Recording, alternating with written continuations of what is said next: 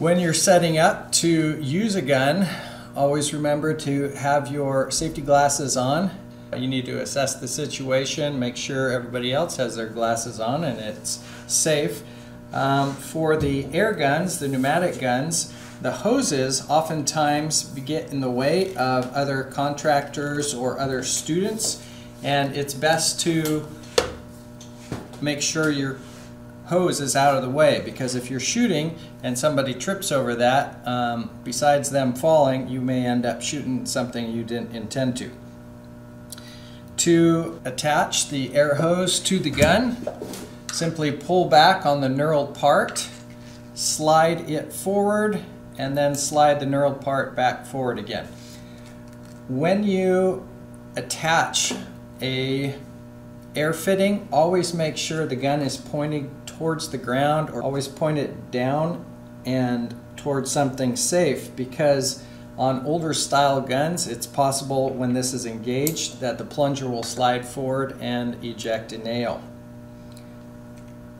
Sometimes on the older models these can be finicky, so it's easier if the air is off when you attach these. Slide it forward, let the knurled part. Make sure it's attached firmly before you turn the air on. As soon as the air goes on, this is considered a weapon. This is able to shoot nails large distances. Before you attach your air or your battery, it's best to install your clips in the magazine. Different guns have different ways to load nails. On a brad nailer, oftentimes you have a cover that opens up, and the brad nails slip all the way to the back and all the way to the front. And then you slide your magazine back closed. I've often seen students open this upside down, and when you do that, the clips fall out and they break. These clips are very delicate, so be careful when handling these. If you find them laying around somewhere, please put them back in the correct location.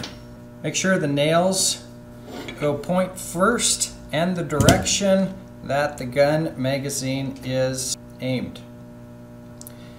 If you put them in backwards, notice how it doesn't line up.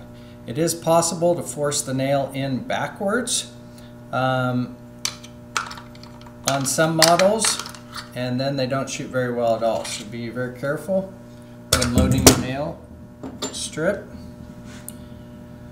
The stapler works the same way. I pull this back and I can load a set of staples, and then to disengage that there's a little button there, and now my gun is loaded.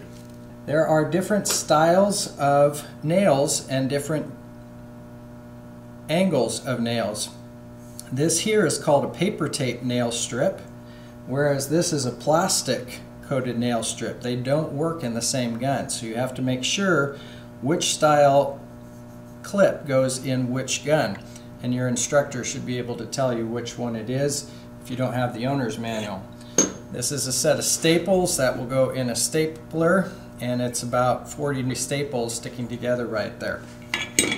Also, nails are not always the same angle.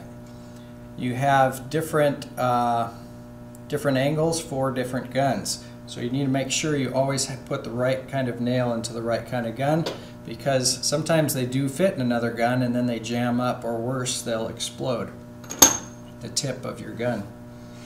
Alright, once your gun is loaded, oftentimes if you're using the gun a lot, it will need to be oiled daily.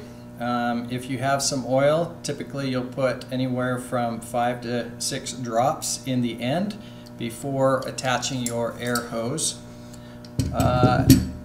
If you're using battery gun, a lot of times you don't need to oil it unless you're working out in the rain, and then some WD-40 or a good oil over the parts will help keep it from getting rusty.